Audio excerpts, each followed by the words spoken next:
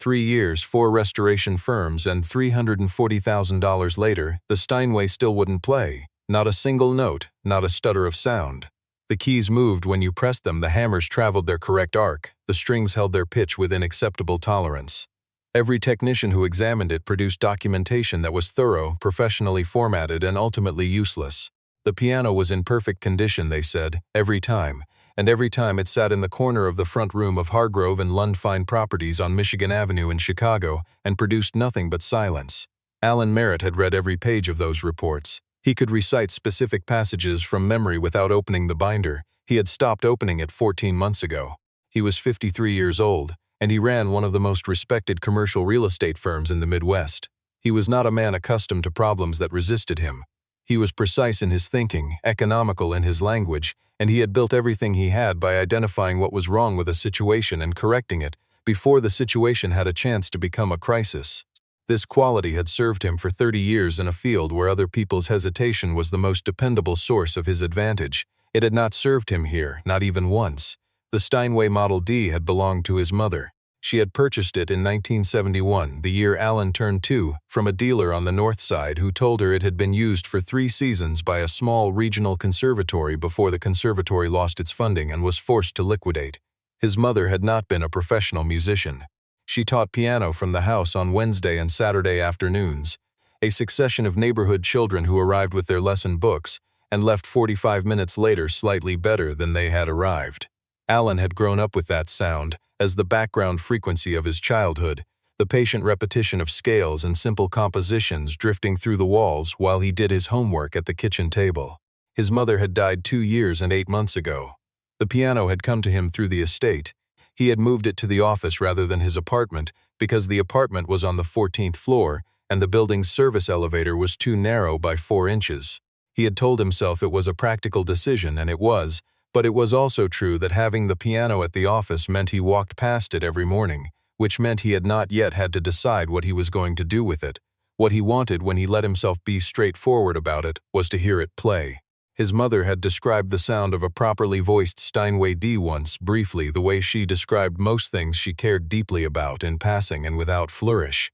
She had said it was the closest a machine had ever come to sounding like it was speaking. He wanted to know what she had meant. He had lived inside that sentence for nearly 3 years without being able to test it. The first technician had come within a week of the piano's arrival, a senior restoration specialist from a well-regarded firm in Evanston with 30 years working on concert-grade instruments. He examined the piano for 4 hours, produced a 12-page initial assessment, and scheduled a follow-up for the following Thursday. He was not able to explain at the follow-up why the piano did not produce sound. He had theories. He scheduled another follow-up. His theories did not improve. What followed over the next 3 years was a procession of expertise that managed to be simultaneously exhaustive and useless. A piano technician flown in from Boston who had spent his career restoring Steinways from the 1960s and 70s and had worked on instruments for 3 separate symphony orchestras. 2 specialists from a conservation program at a university in New York who arrived together, worked for a week, replaced 4 components, and left the piano exactly as they had found it. A woman from a private restoration atelier in Vienna who came highly recommended by 2 separate sources spent 10 days examining the instrument and submitted a 40-page report concluding in effect that she did not understand what she was dealing with. Her fee was $78,000. The largest single expenditure was a man named Leopold Vanek, a Czech-born restoration engineer who had spent his career moving between the great concert halls of Europe and who was described by the people who knew his work as someone who did not fail at pianos. He spent 6 weeks with the Steinway. He brought 1 assistant and a set of calibration instruments so specialized they had to be shipped in a separate case. At the end of 6 weeks, he sat across from Alan in the conference room on the 7th floor and said something that Alan had replayed in his memory many times since, not because it was helpful, but because of the particular quality of defeat in the voice of a man who was never supposed to be defeated. He said he was not certain the problem was mechanical in origin. He said this in the careful, hedged language of a specialist who understood that admitting uncertainty carried professional cost, but had decided the cost of not admitting it was higher. His invoice came to $94,000. What made the entire situation genuinely maddening, more than the money, more than the time, was that every single person who had touched the piano had arrived at the same impossible conclusion. The instrument was in exceptional condition. The soundboard was intact, the strings were correctly tensioned, The action was within manufacturer's specification. The hammers were properly voiced. There was nothing wrong with the Steinway in any diagnosable sense. It simply produced no sound when played. It was as though the piano had made a decision, and no one who came with credentials and invoices was equipped to argue with it. Alan had stopped telling people about it, not because he was embarrassed, though there was some of that, but because he had grown tired of the particular look that crossed people's faces when he described the situation, the look that said they believed him but were quietly confident they could solve what others hadn't. He had learned that confidence and competence occupied different rooms, and the door between them was not always open. The building that housed Hargrove and Lund was a 12-story former textile warehouse in the Fulton Market District, renovated in 2009 and updated again in 2017, and the firm occupied the top 3 floors. The lobby level was shared with 2 other tenants, a design consultancy and a small private wealth management office, and the common areas were maintained by a facilities management company that cycled through contractors on a rotating annual basis. The piano sat in the reception area of the 7th floor, where clients waited before meetings. It was positioned in an alcove near the north window, and the morning light touched it in a way that made the lacquer appear darker and richer than it did under the overhead fixtures. People commented on it regularly. They said it was beautiful. They did not know it didn't work, and Alan had stopped correcting that assumption. He had come in early that Tuesday in March, earlier than usual, because he was not sleeping well and had discovered some months ago that the office before 7 in the morning had a quality of stillness that he found difficult to replicate anywhere else. He sat at his desk for a while with his coffee and then, which he sometimes did without fully deciding to, walked out to the reception area and stood beside the piano. He placed one hand on the lid. The lacquer was cool under his palm. He stood there for several minutes, not thinking about anything in particular, which was the only time he ever stood beside it. Then he heard the elevator open at the end of the hall and turned around and went back to his desk. The maintenance contractor's name was Roland Fitch. He had been assigned to the building 6 weeks earlier by the facilities management company, rotating into the schedule when the previous contractor had moved on. His intake paperwork listed general building maintenance experience, janitorial work across several commercial properties in the south and west sides, no prior involvement in the arts or cultural preservation sector. He was 41 years old and had arrived for his first shift wearing the gray uniform that the facilities company provided without alteration or personalization, and had said almost nothing to anyone before beginning work. He was a man who became invisible by not performing visibility. He moved through the building with the focused, unhurried attention of someone who had learned long ago that the most efficient way to work was to simply work, without the commentary that other people used to make their labor legible. He cleaned, he replaced, he repaired what needed repairing within his scope of work. He submitted his logs on time. No one on the 7th floor had had a substantive conversation with him about anything. What distinguished him, to anyone who might have looked closely enough, was the way he moved around the piano. It was not obvious. Nothing about Roland Fitch was obvious, but it was consistent and it was specific in a way that differed from how anyone else in the building approached the instrument. Most people, when they passed the Steinway, related to it the way people relate to expensive furniture, with appreciation and distance. Roland moved around it differently. When his cleaning route brought him through the reception alcove, he would pause. Not long, not in a way that called attention, a moment of stillness before moving on. But the direction of his attention during that pause was not where most people's attention landed. He did not look at the cabinet, at the legs, at the finish. He looked at the lid prop, at the hinges along the base side of the keyboard lid, at the area around the damper pedal, where the pedal lyre connected to the action rail beneath the keys. Places that only mattered to someone thinking about how the piano worked, not how it looked. 8 days before the Tuesday morning that changed everything, one of the building's administrative coordinators, a woman named Lynn who had worked for Hargrove and Lund for 11 years and missed very little, had noticed Roland stopped in the reception area for a longer moment than usual. She peeped from the corridor without meaning to watch. He was not looking at the piano. He was crouched beside it, and his left hand had come to rest very lightly against the casing just above the pedal lyre, not touching in a way that would leave a mark, but with the specific contact of a person making a diagnosis through sensation rather than sight. He held that position for less than 10 seconds, then stood, picked up his cart, and continued down the hall. Lynn did not mention this to anyone. People were entitled to their moments, but she did not forget it either. What no one at Hargrove and Lund knew about Roland Fitch was the 12 years before Chicago. He had grown up in Cincinnati, the second of 3 children, in a household where music was taken seriously in the specific working-class way that means it was pursued without leisure but not without love. His mother taught herself piano from a library book and taught Roland the same way, by ear and repetition, and the kind of stubbornness that produces either virtuosity or frustration, and in his case had produced both at different stages. By the time he was 15, he was better than she was, and he knew it and had the good sense not to say so. He had not become a musician. He had become a piano technician, which is a different thing, and in some ways a more demanding one, because it required understanding the instrument completely without the option of letting the music compensate for gaps in knowledge. He had apprenticed under a man named Theodore Cross, who had spent 40 years as a master rebuilder and tuner for one of the great concert halls in Cincinnati before the hall underwent a management change, and Theodore's contract was quietly allowed to expire. Theodore was 71 when Roland came to him and had the manner of someone who had stopped explaining himself to people who didn't already understand and had no interest in starting again. He was not warm, he was exact. He taught Roland to read a piano the way you read a patient, not just the presenting problem, but the history underneath it. Roland had taken those 12 years of training and experience and built a reputation that, in the specific world of concert-grade piano restoration, was known in the way the names of excellent specialists are known, not broadly but with a quality of weight that attached to them. He had worked in 3 cities. He had been called in as a second opinion on instruments that other people had given up on and had resolved 4 of the 7 such cases he had taken. What had ended that career was not a failure of craft. It was a business decision made by other people that impacted him because he had documented something he was not supposed to document. He had been working as a senior restoration technician for a high-end instrument brokerage that served professional musicians, conservatories, and collectors. The firm authenticated and resold performance-grade pianos, Steinways predominantly, and the reputation of the authentication process was central to the value of every transaction.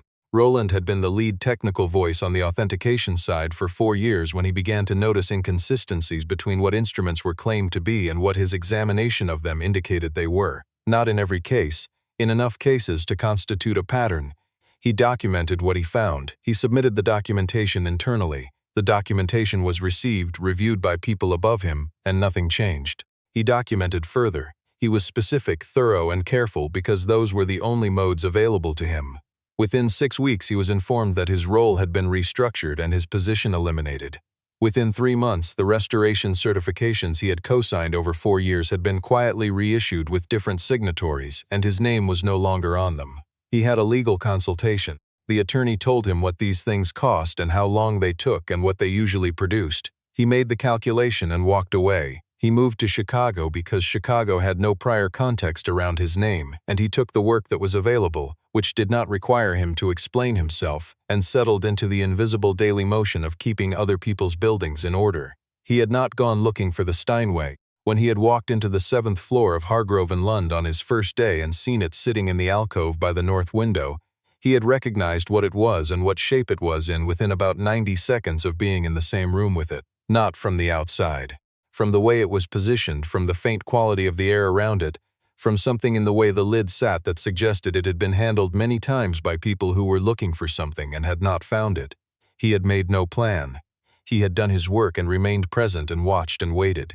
The Tuesday it broke open was the 2nd week of March. Alan Merritt arrived at 7 in the morning and found an envelope on his desk, placed there by Lynn, who had come in early for a deadline. The envelope contained a note handwritten on a sheet of plain white paper in small precise letters which said only this: "I know what is wrong with the piano. I can fix it. I will ask for nothing if I am wrong. Roland Fitch, building maintenance." Alan read it twice. He set it on the desk. He stood up and walked to the window and looked down at the street for a moment. Then he picked the note up and read it a 3rd time. He called Lynn into his office and asked her about Roland Fitch. She told him what she had seen in the reception alcove 8 days earlier. She did not editorialize. She described it the way she described everything, with the plain accuracy of someone who believed the most useful thing she could offer another person was an accurate account of what had actually happened. When she finished, Alan asked her to call Roland up from wherever he was in the building. Roland appeared in the doorway of Alan's office 12 minutes later in his gray uniform, holding nothing.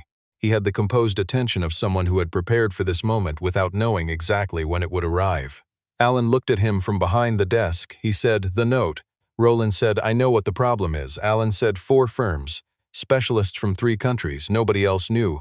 Roland said nothing. He let the statement occupy the room without adding to it. Alan said, "What do you need?" Roland said, 2 days. No one else in the room. And I need you to be present when I finish. The expression on Alan's face traveled through something brief and complicated and settled into a version of the look that people wear when they have run out of reasons not to take a risk. He said yes. Roland began that evening at 6. He asked for the 7th floor to be cleared, not because he required an audience's absence, but because he required quiet, the specific kind that allows a person to hear a piano rather than look at it. The cleaning cart was left in the corridor. He came into the reception area with a canvas roll of tools and set it on the floor and did not open it. He stood in front of the Steinway for a long time, not analyzing, not preparing. He stood the way a person stands in front of something they have been thinking about for 6 weeks and are now finally in a room with, allowing the thinking to settle before the doing begins. Then he sat on the bench. He placed both hands flat on the piano lid, not the keyboard lid, the main lid, which was closed. He held them there for a moment. Then he lifted his right hand and pressed a single key, middle C. It produced no sound, which was what he expected, and he listened to the silence of it with the attention of someone reading the silence for what it contained rather than what it lacked. He moved through the rest of that evening without the diagnostic procedure any of the previous specialists would have recognized as such. He did not begin with the action or the strings. He began at the pedal lyre and worked backward and upward through the instrument in a sequence that followed the logic of a particular theory he had been developing for 6 weeks and would only know was correct when he found what he expected to find. He found it at 11:47 that evening. He sat back on his heels in front of the open bottom panel of the piano and looked at it for a long time before touching anything. Then he took a photograph with his phone, wrote 3 lines in the small notebook he carried in his shirt pocket, and stood up. Lynn, who had stayed late finishing her deadline work, passed by the reception area at 12:15 and saw him still at the piano, bent close under a small adjustable lamp. She did not stop, but she slowed, and in the slowing she caught something in his posture that she could not have named precisely but would have described if pressed, as a man who had found what he came for and was now in the careful, unhurried work of deciding what to do with it. He was in the reception area when Alan arrived at 7 the next morning. He had clearly not left. Alan stood in the doorway and looked at him. Roland said, "I need to talk to you before we go any further." They sat in Alan's office with the door closed. The morning light was coming in from the east and lying flat across the surface of Alan's desk in a way that made everything on it look deliberate and considered. Roland told him what he had found. He told it the way he did everything, directly and without softening, because he had decided years ago that the only kind of information worth offering was the accurate kind. The piano had no mechanical fault. It had never had one. The reason it produced no sound was not a broken component or a misfired sequence or a degraded material. It was an intentional modification, a custom-fitted muting assembly integrated into the action rail and installed by hand with a degree of precision that suggested not a technician working quickly, but a craftsman working carefully over a significant period of time. The modification was designed not to appear in standard diagnostic examination because it was not positioned where standard diagnostic examination looked. It was not a malfunction. It behaved like a deliberate instruction. The piano would produce sound only if you knew to remove the assembly. The assembly was held in place not by standard fastening hardware, but by a sequence of handmade brackets set at angles that would only make sense if you were looking for them and understood the geometry involved.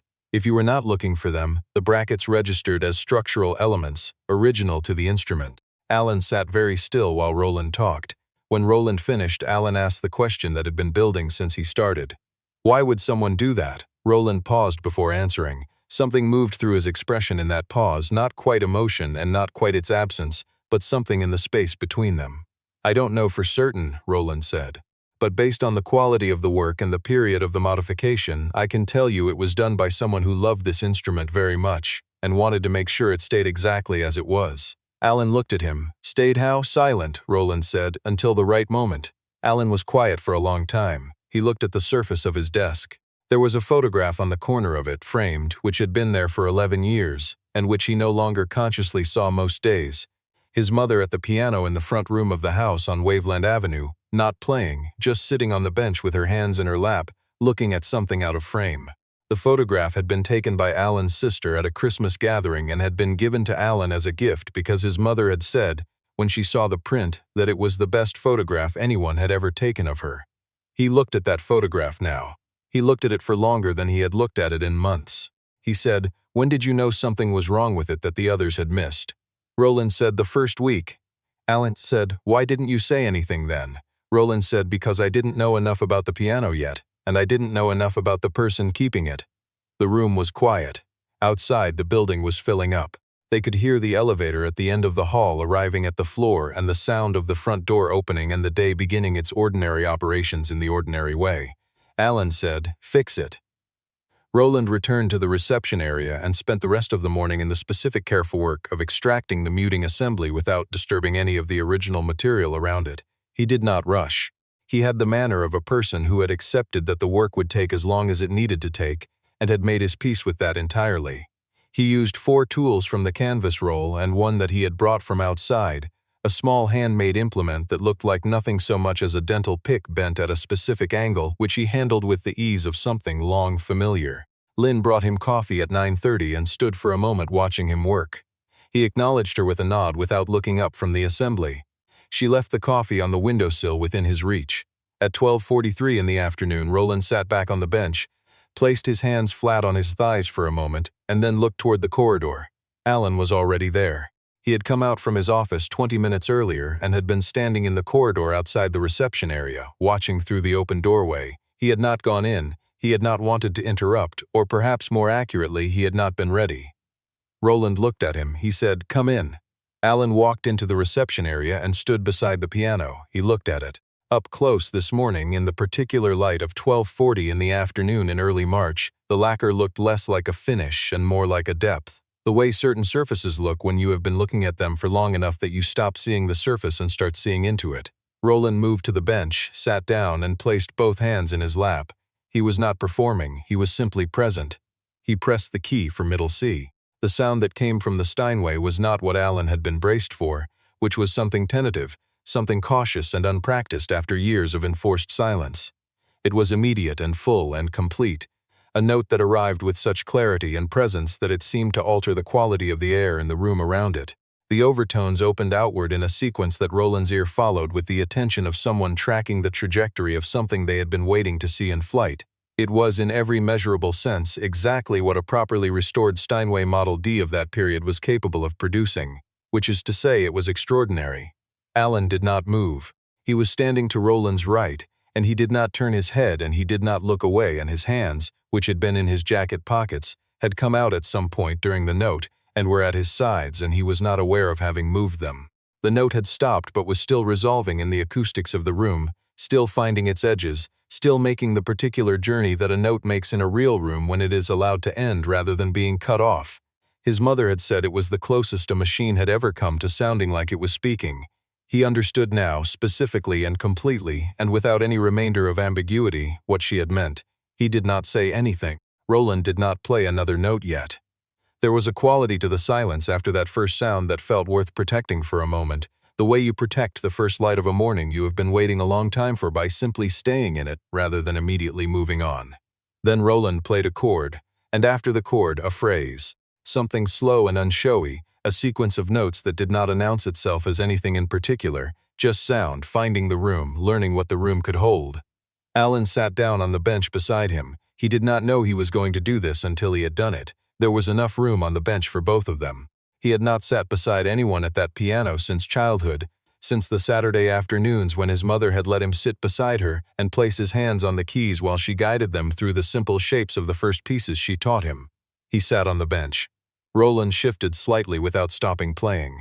They sat like that for a few minutes, neither of them speaking, the piano filling the room with the sound it had been withholding for 3 years. Eventually, Roland's hands came to rest. Alan said, "My mother modified it herself. It was not a question." He had arrived at the conclusion during the playing, had felt it arrive with the specific certainty of something that had been true all along and had simply needed a particular moment to become recognizable.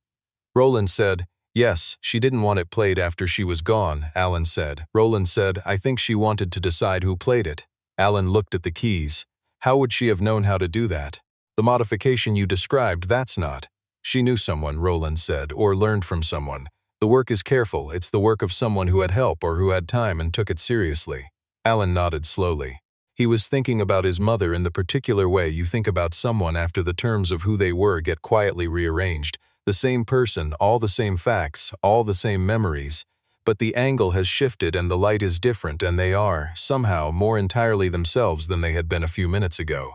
He thought about the fact that she had bought this piano the year he was born, that she had kept it for 50 years, that she had taught every lesson on it and played every private piece on it, and had somehow at some point decided that it should stay exactly as it was until someone who knew how to understand it came to find out why. He thought about the fact that this had taken 3 years and $340,000 and 4 restoration firms, and that the person who had finally solved it was a man in a gray maintenance uniform who had been standing in this room every week for 6 weeks and had not said a word until he had decided that the time was right.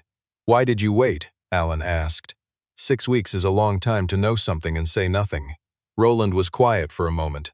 "I wanted to understand what was here before I changed anything," he said. "The modification was deliberate. I didn't know yet whether removing it was the right thing to do." Alan looked at him. "What made you decide it was?" Roland said, "You come out here every morning, before anyone else arrives. You put your hand on the lid and you stand there. You don't play it. You don't try to play it. You just stand there." He paused. "Someone who does that for 3 years isn't keeping a piece of furniture. They're keeping something they're not ready to let go of. And I thought that person deserved to hear what they'd been standing next to." The room held that for a moment. Alan looked at the piano. He looked at his hands. He thought about his mother, about all the things she had expressed in passing and without flourish, and about how it had taken him most of his life to understand that brevity was not withholding. It was precision. She was a person who said exactly what she meant and trusted you to carry it. He turned to Roland. "How long have you been doing this kind of work? Before the maintenance?" Roland told him. He told it the way Alan had come to understand he told things, without self-pity and without omission, which was a particular combination that was harder than it sounded. He talked about Theodore Cross and Cincinnati, and the 12 years after that, and the documentation that had cost him the 12 years, and the move to Chicago and the gray uniform and the 41 years of being exactly who he was, regardless of the room he was in, or what the room expected of him. Alan listened to all of it. He was a man who had spent 30 years in business and knew what he was hearing. He was hearing someone who was better at what they did than the context they currently occupied had any mechanism for recognizing. That gap between what a person was and where a situation had put them was something Alan had made a career out of identifying and acting on in property markets. He had simply never encountered it this specifically or this personally before. When Roland finished, Alan sat quietly for a moment. Then he said, "I'm going to ask you something that may be entirely out of the scope of what you want. You can say no and it changes nothing about this morning." Roland looked at him with the level attention Alan had come to recognize. "I'm in the middle of a significant expansion," Alan said. "We are acquiring and rehabilitating 3 historic commercial properties in the next 18 months. One of them has an auditorium. Another has an original pipe organ that no one has been able to successfully catalog, let alone restore. I have been looking for someone to lead the preservation component of that work, someone who understands not just the mechanical side, but the question of what makes a thing worth preserving and how you approach something that other people have already decided is beyond help." He paused. "I don't know if that's what you want to be doing, but I know it's what I need someone doing, and I know I have not in 3 years found a single person who could do it." Roland said nothing for a moment. He looked at the keyboard. He placed his index finger on a single key without pressing it, just contact, just the lightest presence. Then he said, "You'd be asking me to do the same kind of work that got me into trouble, documenting what you find," Alan said. "Yes. The difference," Roland said carefully, "is who I'd be documenting it for. The difference," Alan said, "is that the person you're documenting it for is sitting on this bench with you and already knows what happened to you and is asking anyway." Another silence. Sighed. The city moved in its ordinary way, oblivious. Roland lifted his finger from the key. He looked at Alan. "What would you call the position?" Alan thought about it for a moment. "Preservation director," he said. "The work is about making sure that things of genuine worth don't disappear because no one was paying close enough attention to understand them." Roland was quiet, not the quiet of uncertainty. The quiet of a man considering something that has arrived without announcement and does not require hurrying. "That's either a job title," he said, "or something else." "Both," Alan said. They sat for another minute without speaking. The piano was quiet between them in the way it was quiet now, which was nothing like the silence it had held for the last 3 years. It was the quiet of something that had been heard and was resting, available, waiting without waiting, the way certain things are when they have finally been returned to what they were always supposed to be. Roland placed both hands on the keys. Not a performance, just contact. He began to play. He played something slow and deliberate, something that had no name that Alan would have recognized. a sequence of phrases that moved through the range of the instrument, with the unhurried attention of someone who has waited a long time to say something and has finally found the right room.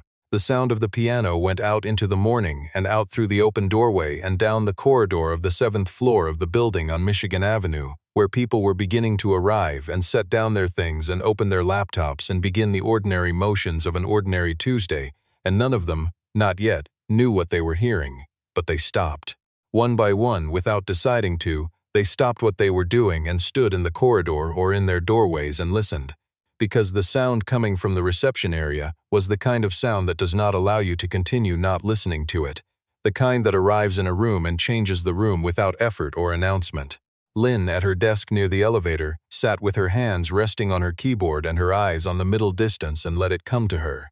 Alan sat on the bench beside Roland Fitch and looked at his mother's piano and listened to it be, for the first time in 3 years, exactly what it had always been.